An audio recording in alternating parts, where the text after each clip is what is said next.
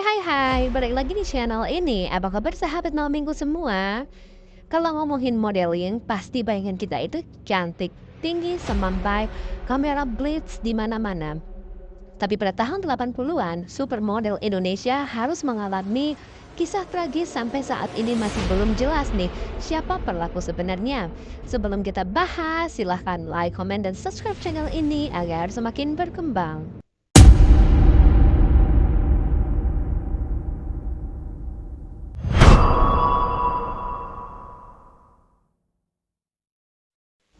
Dice Budiarsi lahir di Jakarta 2 Desember 1950. Dice ini bukan orang sembarangan. Dice adalah keturunan bangsawan dari ibunya Rukmi, kakeknya Raden Demang Wirahardi Kusuma, dulunya Peti Batavia. Sedangkan ayah Dice bernama Suwarjo, dia adalah kepala keuangan kota Praja Jakarta. Pas lulus SMA, Dice sering ikutan kontes kecantikan dan fashion show. Dice juga dinobatkan Ratu Kebaya pada tahun 1979, Ratu Kacamata 1977, beberapa iklan dan pragawati di rumah busana dan salon kecantikan milik Martha Tilaar sejak 1982. Dice menikah dengan Budi Mulyono. Budi sendiri juga bukan orang sembarangan. Budi seorang pensiunan tentara, pangkat letnan 2. Dia juga pernah kerja di Perfini atau Pusat Film Nasional Indonesia. Hidup Dice itu bisa dibilang glamor, hedon, punya mobil, rumah, dan barang-barang mewah. Singkat ceritanya, suami Dice ini mulai sakit-sakitan. Alhasil, Dice jadi tulang punggung keluarga. Dice buka salon di Bilangan Jakarta. Dice pengen usahanya makin berkembang. Dan Dice menemui seseorang yang kita sebut nantinya dengan sebutan Pak D. Pak D ini adalah seorang dukun atau guru spiritualnya Dice lah, bisa dibilang seperti itu. Karena Dice ini pengen usahanya itu makin berkembang, makin laris, makin ramai, dan dia makin tetap di on top dari segala sesuatu yang dia punya sekarang. Dia mendatangi Pak D, dan sama Pak D, Dice diberi sebuah jimat. Bisa dibilang jimat ini jimat penglaris seperti itu.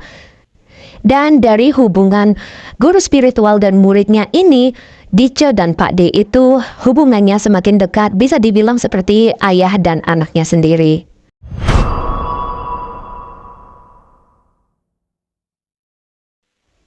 September 1986, Dice menjalani hari-harinya seperti biasa. Sampai sekitar jam 7 malam, Dice mendapatkan telepon. Ekspresi wajah Dice itu berubah dan langsung panik. Dice langsung pergi keluar tanpa berdandan atau dengan pakaian ala kadarnya. Sekitar jam 10 malam, Zainal, seorang warga sekitar, menemukan sebuah mobil Honda Accord terparkir di sebuah kebun dengan posisi menyala. Karena penasaran, Zainal mendekat mobil itu dan mengintip, tapi masih nggak jelas apa yang ada di dalamnya. Sampai kemudian dia lapor ke Satpam pabrik untuk cek mobil tersebut. Gak lama kemudian, Satpam sampai di sana. Salon tersebut menyalakan senter dan shock melihat ada wanita di kursi belakang dengan bersimbah darah. Dengan gercep, mereka langsung melaporkan ini ke polisi. Dan gak lama kemudian polisi datang dan membuka paksa mobil tersebut. Setelah dicek, polisi menemukan KTP dengan nama Dice Budiarsi. Semua tidak menyangka, mengingat saat itu karir Dice lagi bagus-bagusnya.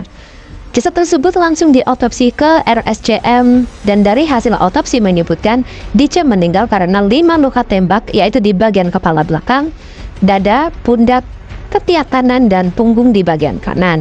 3 peluru yang bersarang berasal dari pistol Smith Wesson Masterpiece Long Rifle. Pada saat itu, kepemilikan pistol di Indonesia itu masih jarang, hanya orang-orang tertentu yang punya. Tentu berita ini membuat geger seluruh Indonesia. Polisi dengan gercep menyelidiki kasus ini dan kesimpulan polisi mengarah kepada satu nama, yaitu Pak D.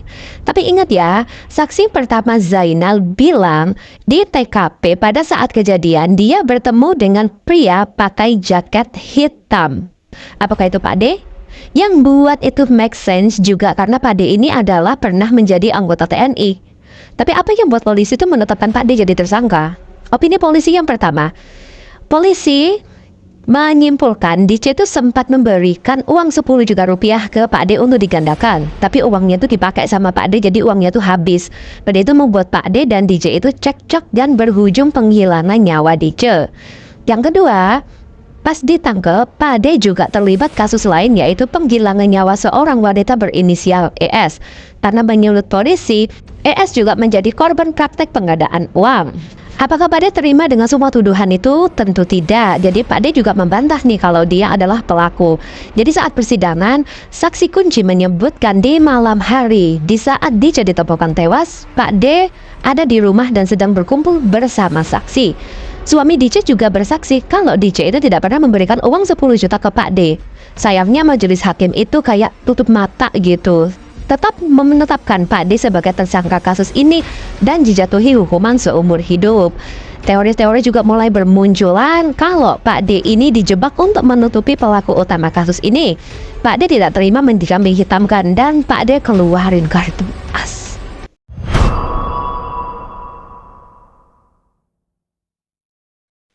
Kartu as Pak D memang bukan kaleng-kaleng. Pak D bilang DJ pernah berselingkuh dengan mantan TNI berinisial SS. Meski SS dan DJ ini pacaran, tapi SS juga melempar DJ ke pengusaha dan pejabat besar di Indonesia kala itu. Tarif DJ rumornya yaitu 20-30 juta. Lanjut keterangan Pak D, DJ ini bertengkar dengan SS dan menurut Pak D pada saat itu DJ hamil 2 bulan.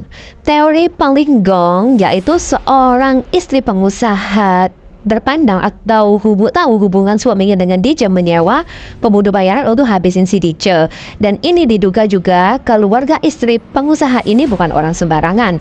Jadi nyogok polisi dan kasus ini tertutup rapi dan menumbalkan Pak D. Tapi sayangnya Pak D tetap dihukum atas kematian DJ. Pak D dibebaskan 21 Desember 2013 karena pengurangan hukuman pada waktu itu. Dan itulah tadi kisah yang paling menggemparkan publik pada masa Orde Baru. Gimana menurut kalian? Manakah yang menurut kalian ini paling benar, yang paling make sense dan yang paling masuk di akal gitu? Mari kita diskusikan itu di bawah. Aku gak sabar baca-baca komen kalian dan juga like, comment, dan subscribe channel ini jika kalian mau kita gibah-gibah kriminal lagi. Bye.